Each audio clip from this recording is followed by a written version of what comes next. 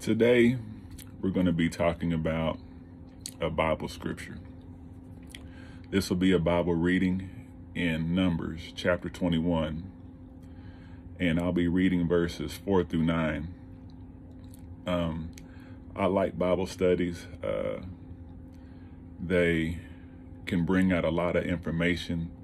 I also get revelations from these stories to help me with my everyday life, and hopefully what I share with you today can also benefit you in your everyday life.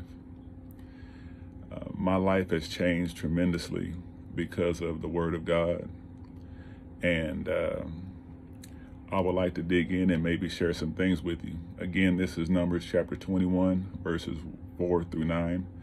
This is talking about the bronze serpent. And so, beginning in verse 4, it says, "Then they journeyed from Mount Hor by the way of the Red Sea to go around the land of Edom.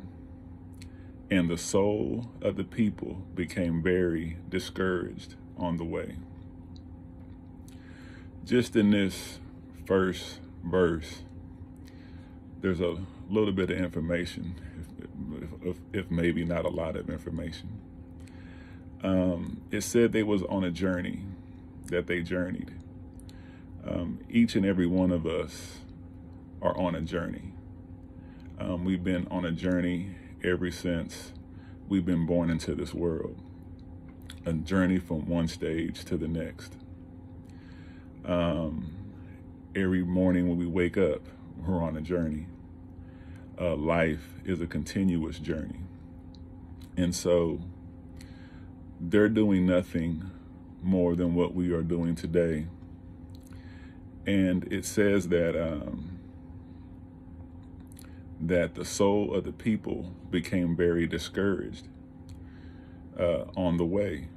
And many of us can get discouraged while we're on this journey of life. We can look at other scriptures that says that they were discouraged because of the journey. Sometimes what we experience on the journey can discourage us. The things that we experience in this life can discourage us. It says that the soul of the people became very discouraged. What's the meaning of the word soul? A lot of these words I do look up so I can get a better understanding of what it's talking about, and hopefully it can give some insight to what we're talking about, because we have to be able to identify things in the Bible with ourselves so that we can understand what's going on. At least for me, I have to. And the definition of soul can mean self. It can mean life. It could be a creature. It can be a person. It can be your appetite, your mind, a living being, a desire, an emotion, or a passion. Sometimes those things, those are things that we feel inside of us, but those are also things that can become very discouraged. You know, our life can be very discouraged.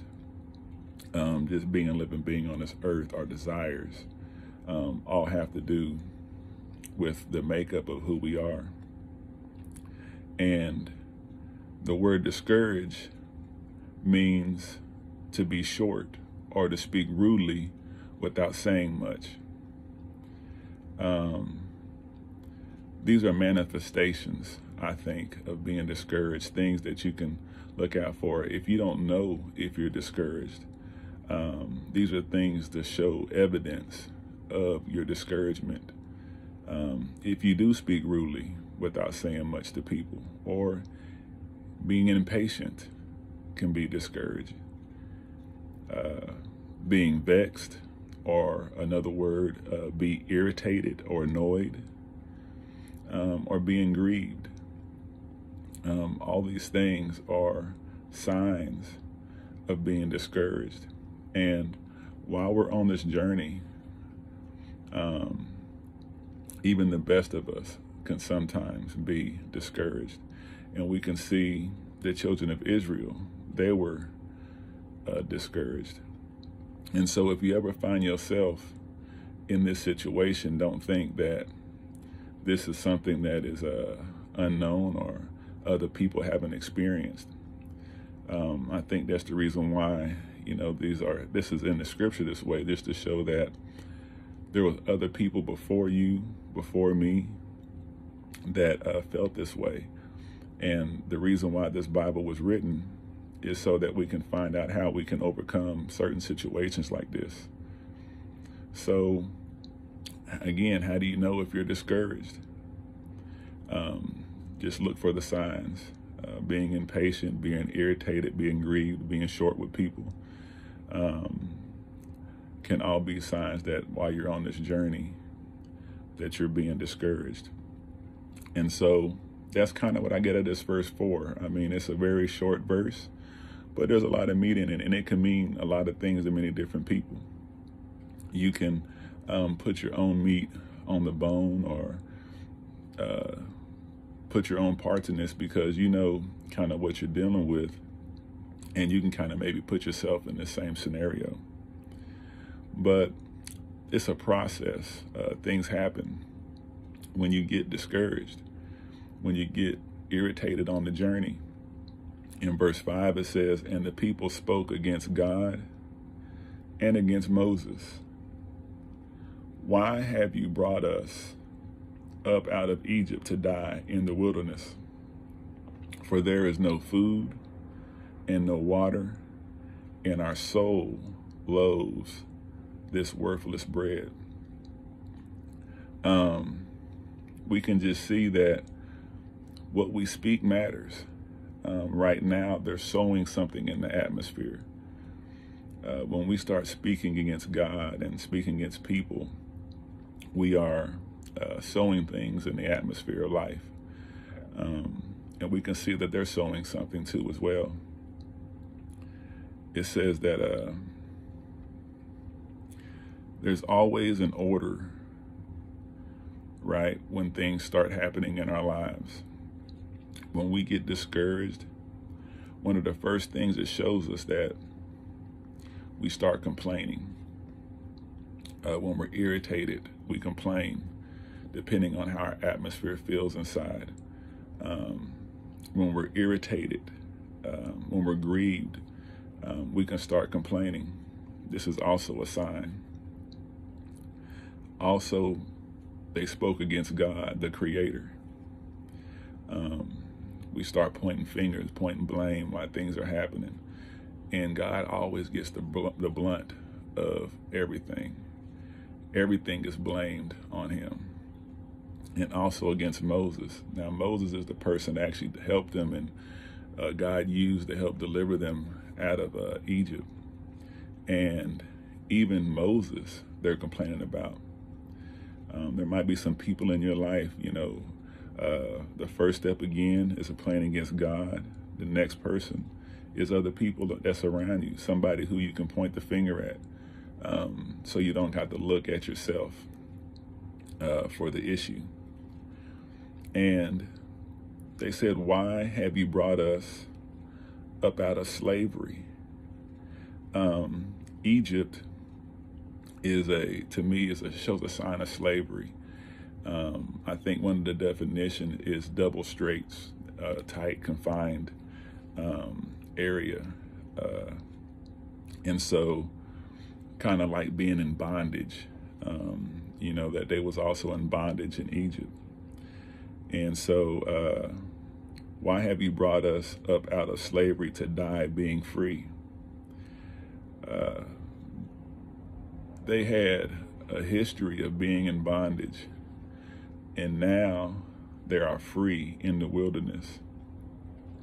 In not noticing their freedom, they're complaining. Things we complain about after being free and not noticing our salvation. not noticing that we've been delivered out of bondage, that we've been delivered out of slavery. There's been something that you was in, or, something that you experienced that had you captive, and you're no longer there. Especially if you're a grown and an adult, or even if you're a child. I mean, you was probably in a certain situation. But if you're living and breathing today, you are out of that situation. You are no longer in that bondage situation. But sometimes that can have such an effect on us that even though we free, or even though that we are free and we're not held to bondage and captive anymore, we can still feel a certain way. And these are things that sometimes we complain about. They said that there was no food, there was no water or refreshment, meaning there was no newness. And our emotions grieves this worthless food. When something is when we grieve, it's because something's dead. And so I guess to me, they're saying that whatever food or whatever substance that they have is dead. Sometimes we can't say good words or encourage ourselves because the food or the word is dead inside of us. The thing that keeps us live and active, because we are spirit beings in this flesh, experiencing a human experience on this earth. And so when we don't feed our spirit correctly, when we don't get the nourishment we need,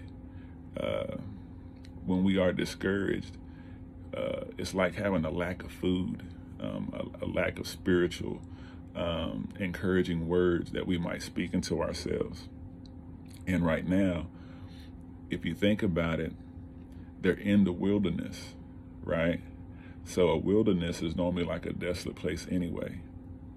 But the inside of them is also desolate, because if you have no food and no water, that's also a desolate situation. So the outside circumstances was affecting the inside. And that also can happen along the way on the journey of life, is that the things that are on the outside of you, your circumstances, can make you feel a certain way on the inside. But again, this is something that people do experience. They had no food, but complained. Well, they had food, but complained they didn't have any food. The food they had, they said, was worthless and had no value. Do you think that your words have no value? Do you think that what you say is worthless? Sometimes when we are in a bad situation or we are discouraged, sometimes there's nothing good that we can say. Sometimes we need to be around other people, other positive individuals, to speak those positive things inside of us. But when I was going through and actually reading this, I could kind of understand the circumstances and what they go through, because I kind of felt the same way. When I'm discouraged, a lot of times, sometimes I don't have anything good to say. Even to myself, I gotta be around other encouraging people to speak good things in me, because I don't have nothing. I'm desolate inside. It's empty, the food that I have.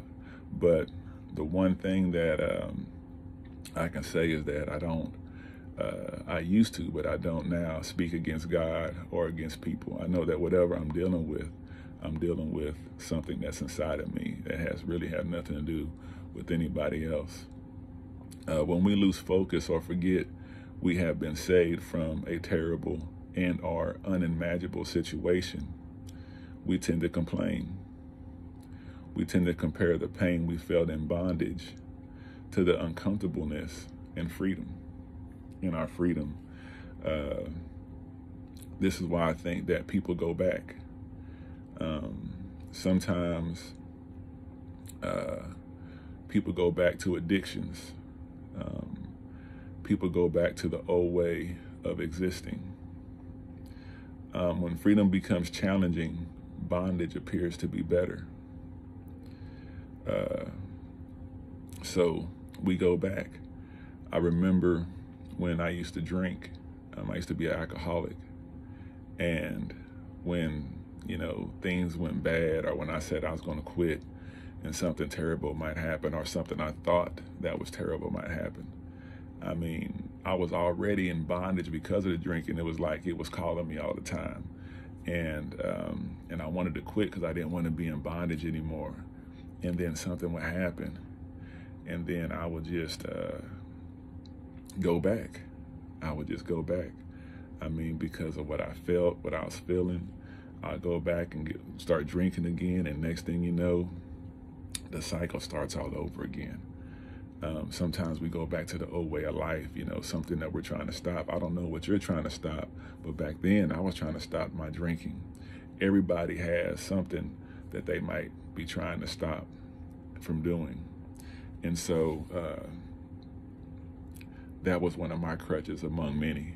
But in any situation, sometimes bad circumstances, when they happen, will make us go back to things that we should not go back to, things that held us bondage, that held us captive, things that had control over us. And so we go to verse 6, and it says, "So the Lord sent fiery serpents among the people, and they bit the people, and many of the people of Israel died." Again, this is informative information. They sowed something, and so now they're finna start reaping something. We reap what we sow. It says, "So the Lord sent fiery serpents."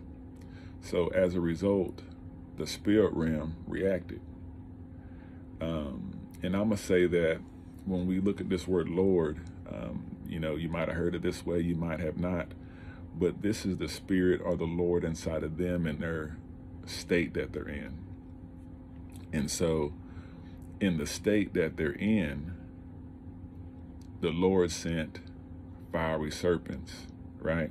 So that means something was going on inside of them. And that's just my interpretation.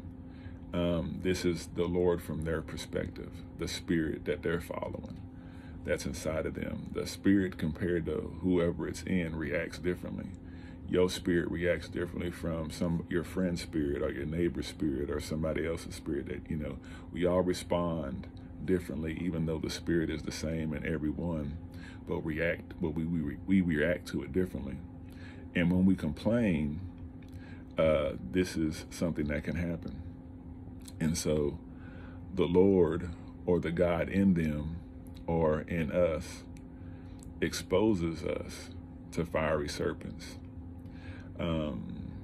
Fiery meaning like a poisonous serpent.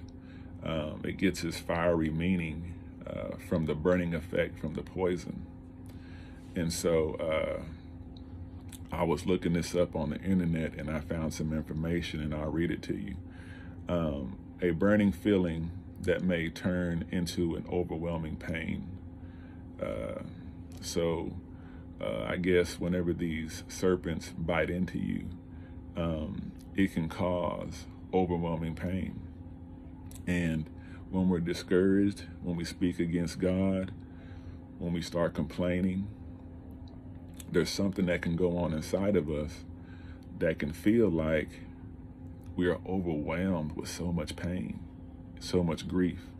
I also read an article.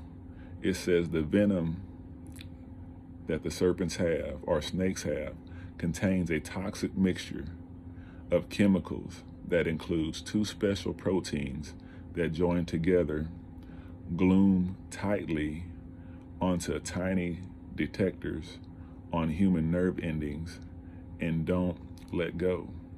These detectors normally sense acid burns, and after the snake bites, the victim's brain receives unrelenting signals of an acid-like burn. Now, I never been bitten by a poisonous snake, and I never had any acid or anything burn like that, but I'm thinking in my head that that has to be a very overwhelming pain. When you think about it, hell kind of enters in my mind. I mean, something burning and tormenting like that. Hell is a place of torment, and when we get discouraged, we can enter into a place in our mind of feeling tormented. We can feel like we're being tormented. And that's not uncommon. And that can be because there's been a poison because of our negative thinking that has entered inside of us that causes this torment to happen. Then it says that many died. This reminds me of broad and wide is the way leading to destruction. Not everyone was affected, but the majority of them were. Again, this is something that's not uncommon. This thing happens to a lot of people. And so knowing this, I think just like in the scriptures, it says that these Old Testament scriptures were speaking, I think, to us to let us know today what we can do to help ourselves to overcome. You know, a lot of people's testimonies are like that, so that you can overcome. And all this is a testimony that from a long ago that benefits us today. It lets us know things that we might go through or some things that might happen to us. And so these scriptures are written for benefit, for teaching us on how to maintain a better lifestyle. Because if you can read what somebody else has went through, then you can make changes in your own life and you can see the benefit. But it says that many died. Looking up the word died, it means to die, to kill, to have one executed, to die prematurely by neglect of wise moral conduct. We can kill our spirits can die, you know, kind of being non-progressive because of the neglect of wise moral conduct. Because of that, we can find ourselves in a worse position than we once before. And when we don't have that wise counsel, when we don't have wise conduct, when we don't act and behave a certain way, it kind of kills our soul, because again, we are spirits in this body. And so we can be in this body alive and still be dead on the inside. And when we don't have moral wisdom and we don't act the way we're supposed to, things can happen. And so with this, already them speaking against God, they're already feeling separated. So it's just like a toaster or anything that you might plug into the wall. If it's plugged in, it has power. You can use it. You know what I mean? I would say the spirit to me is the same way as the electricity in the house. Every appliance, everything reacts differently when it's plugged in. It's all beneficial. It's all useful. But depending on what that appliance is or what that device is, it depends on how it reacts. But if you're unplugged, if you don't have, if you're not behaving correctly, if you're not connected to God, then there's death. There's no functioning. If you unplug a toaster, it's not working anymore. If you get disconnected from God, you're not going to get the wise and moral counsel, and you're not going to feel the way and be the way that you're supposed to be. And it says that the serpent bit them, which means to make or to give interest. Interest means the state of wanting to know or learn about something or someone. That means that when I guess there was a connection.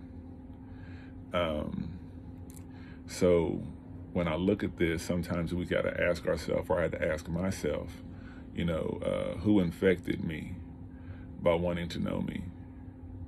Or did what I say or whatever came out of my mouth infect me? People can infect us by being around us.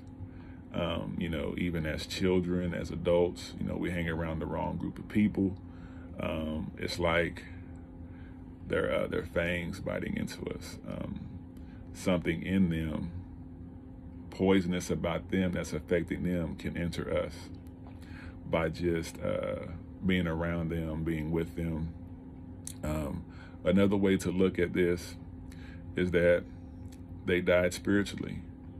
When we neglect or choose to eat or consume, when we neglect or choose not to eat or consume wise moral counsel or behave with moral conduct, we can easily have our spirit killed or murdered. And again, it's all about what you're feeding yourself. It's all about what is around you, the people you hang around with. They all have an effect on you. I think somewhere it says that through one man sin entered into the world.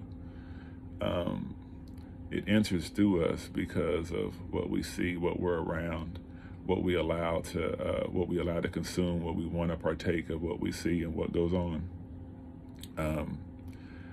And so we can see there are many steps to this process. We've read a couple of verses already in this chapter, but really it kind of happens quickly. You know what I mean? When we get discouraged and all that, and we start speaking against God and everything, it's normally it could be a slow cycle, but most of the time it's something that happens real quickly. And so it's got to be something you got to really pay attention to. Complications on our journey can lead to spiritual death if we neglect wise and moral counsel, or if we behave like we're not supposed to. When you start to speak against God and to your brother, you are stopping the power that delivered you. When we start speaking against people, we're cutting off that power source. Every time we speak against anybody, God or another person, because God is actually in everybody. So the Spirit of God, I would say, is in everybody. And when you start talking against people and start talking against God, you're just unplugging yourself from the power source. The power source that keeps you alive, vibrant, because again, you're reaping what you're sowing. And if you're not sowing kind words and you're speaking against, as you can see with the children of Israel, they started speaking against, and now they're being infected by what's being said. It says that in verse 7, therefore the people came to Moses and said, we have sinned, for we have spoken against the Lord and against you.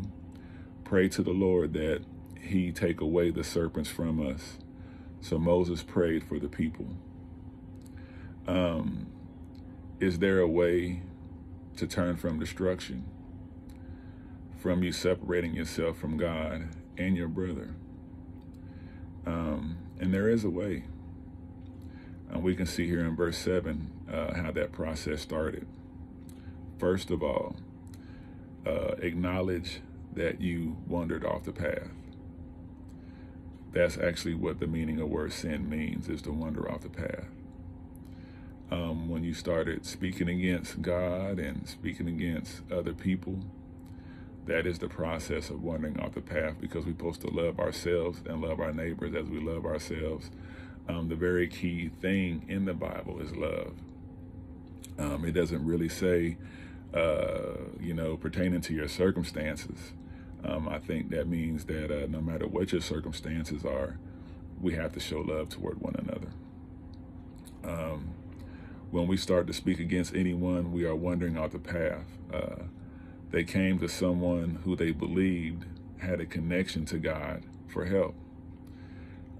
these are all steps that if you're experiencing this kind of thing, that you gotta find somebody, or you can be like me, read and really study these scriptures, like a lot of people do, not just me, but a lot of people, to try to get these answers, because we can, by reading what they did in the Bible, we can get encouragement. And if we're around other people, we can get encouragement. So we have to stay connected. There's got to be somebody that you might be able to turn to, somebody you might be able to talk to get, lifted up if you're unable to lift yourself up. They wanted the serpents to be taken away, the very thing that was causing them burning pain and torment. They wanted this to be removed. I remember, especially with me drinking, I just keep bringing that up because that was a crutch for me, and I really wanted to be taken it away. I really wanted it to not have a hold on me, because it was making my life bad. I was going downhill. I could not handle drinking. A lot of people can handle drinking, or some people can handle drinking. Me personally, I couldn't handle it. It was affecting everything in my life. It was affecting my relationships, my work. Ever since I quit, I have been, I'll say this, I can remember every day. Before, I used to black out when I used to drink, didn't remember too much.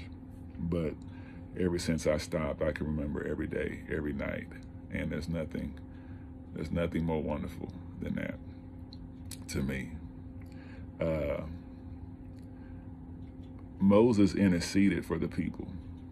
When you can find somebody, they can speak those encouraging words. They can intercede for you. They can,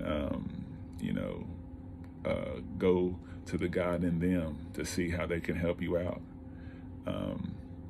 Just like we're reading these scriptures here. I mean, because everybody kind of does. It's all a cycle, right? So, no matter probably who you ask, it's going to be some similar form. They might say it differently. They might speak it in another language, but it's similar. And so, are we too far gone that we don't seek help? I wanted help for myself, and when I read this, it helped me understand what steps to take. Instead of me taking responsibility for my actions, I was speaking against God and the other people. I thought that, God had dealt me a bad hand. That's why I was on this alcohol thing. Why me? Why did I have to be introduced to this thing? But again, I had to acknowledge that this was something that I had to work out, for myself. Everybody has their challenges, but God has given us the power to overcome those challenges. We have all the tools spiritually on the inside to overcome the challenges that are set before us today. And so if I can help, if I can answer any questions, don't hesitate to ask, or and I'll do my best to answer, the best way I know how, with scripture, the same way that I answered a lot of the things that were going on with me. But it says, then the Lord said to Moses. Now again, this is the Lord said to Moses. So this is actually the spirit inside of Moses, because we all talk to God inside of ourselves.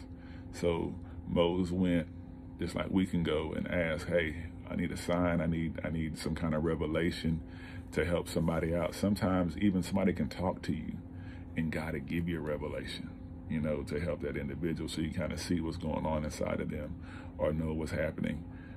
Sometimes that happens, but the Lord said, make a fiery serpent and set it on a pole. And it shall be that everyone who is bitten, when he looks at it, shall live. So Moses received the answer, and it took me a while, but I can say that I received an answer, because I can apply these things to my life today, and I, can get a great benefit out of it. Hopefully, with what I'm saying, you can get a great benefit out of it. Create an image of the same thing that caused the people pain and torment. That's basically what the Lord told Moses, to create an image. Then fix it on a pole. Everyone who is infected by someone or wanting to know us, or somebody that wanted to know us interacted with us, or things that were maybe that we said, that we infected ourselves with our own words. It said through one man, again, sin entered into the world.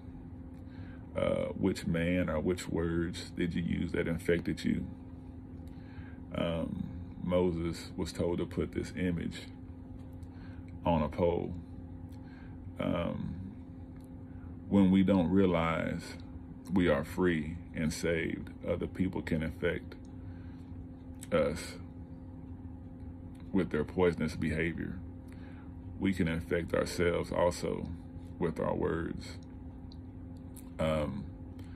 Again, with this image, I had to look at the alcohol abuse. I had to look at it,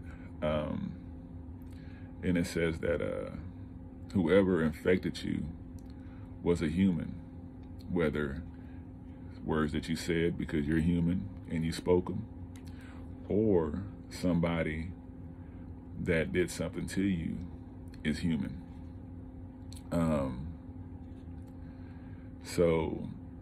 And a person born that came from a man, what I mean by that is that they're human. Anybody, you was born, you came from a man, the person that infected you, they came from a man. We all come from men, right? And so basically some human had crossed your path that infected you, and that is the image that we had to look at, or that we should look at. Just because a human infected you don't mean that all humans are bad. And I think that's what this image was all about. Because sometimes when we've been hurt by people, we can put that image on everybody else and think that everybody else is out to hurt us. And that's not necessarily the case. Everybody is not bad because of one person's bad judgment call, or their bad, something bad that they done. What I seen is that I had to put the human who infected me and fix him on an imaginary pole and look at him.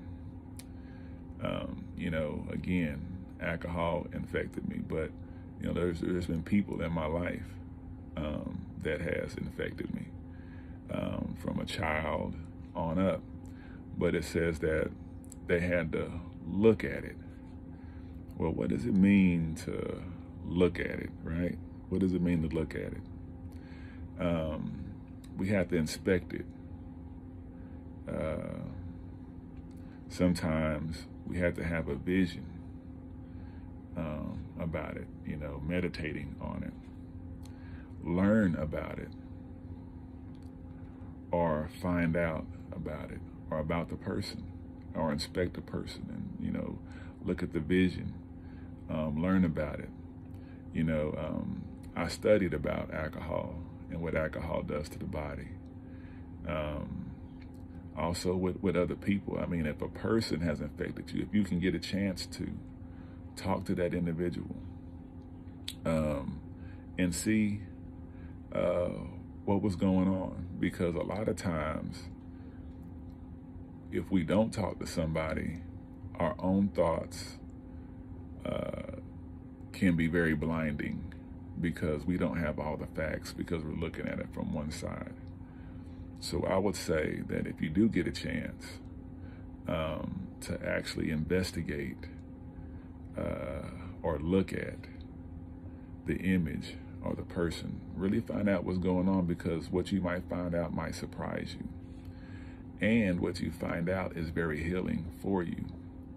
It says, what I found out is that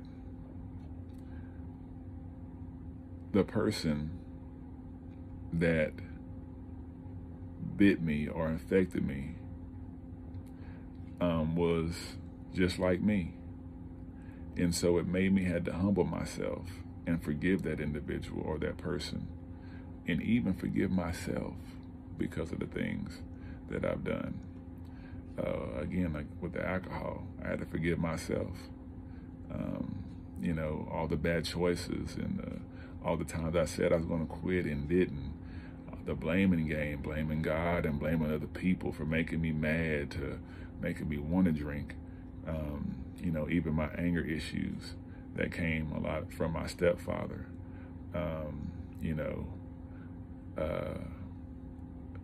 Through the will of God, I was able to talk and speak to him. And I mean, speaking to him, man, it woke me up. I had to investigate. I had to speak. I had to ask questions. I had to get some stuff answered. And I thank God because he was willing to answer those questions, so that I don't even think he knew, but it set me free. I got to, again, if you get a chance to speak to the person who infected you, talk to them, find out what happened, know their story, investigate the situation. Don't just go off of your own understanding. I'm telling you, going off your own understanding, you'll forever and be lost in misery. If you just know about people in general, nobody that I know of does stuff intentionally. Everything has an origin. So, just knowing that, I had to know that, you got to know the ages of people, their lifestyle, what they've been through, what happened to them, what got them in that mindset to do whatever happened. I mean, you have to really look at things in a different manner, so that you can be healed from certain pains. And I'm not going to say that everybody, that's some shameful stuff, that people sometimes don't want to get into. They don't want to recap and go over it again because it's emotional. But I think if you go in and you really want them to share with you and let them know how important it is, and don't go in upset. Go in there with a pure heart. Go in there with an open heart, ready to receive. Because I'm telling you, when they speak to you and they let you know their side of the story, there's going to be healing in that story. And I think that's what this fiery serpent thing was all about, is that we have to look at the events that happen to us. We got to be able to look up on that, investigate it. And sometimes it's hard to look at because it's painful and it might break us down, and we might, you might shed some tears. You might need to be in a room by yourself to deal with it. But I'm telling you, after you get done, the hand of God will touch you, will let you know that it's all right. Something will speak to your heart to let you know that everything will be okay. And so, just like in verse 9, it says, so Moses made the bronze serpent and put it on a pole. And so it was, if a serpent had bitten anyone, when he looked at the bronze serpent, he lived. And I think that's a big thing right now. I mean, you got to be able to look up at what happened to you. It's not your fault. And again, always investigate the answers. And the one thing I like about this is that even though they said that they died in one instance, to me, it wasn't a physical death. It was more of a spiritual death, because they couldn't live. in verse 9, right? So even though you've been infected, and even though somebody has entered into you and exposed you to something, doesn't mean that you got to live with it and that you got to be, stay in a grieved position. And also remember that if you made it out, you are free. You are saved. You've been delivered. Always cherish that moment, because a lot of people don't make it out. A lot of people don't live. A lot of lives been lost. And if you have been one of the fortunate people to make it out of a bad situation, if you got a chance to escape from being in bondage, being in Egypt, enjoy being free. Praise God every step of the way. Please do not be discouraged. Please do not speak against God, the Creator, and everybody else around you. Enjoy everybody else around you. Praise everybody else around you. Lift them up, because your healing is in lifting up everybody around you. Well, I hope that this Bible study was beneficial for you. I enjoyed giving you my take on these scriptures. And again, if I can be of any assistance, of any help, please notify me. Thank you.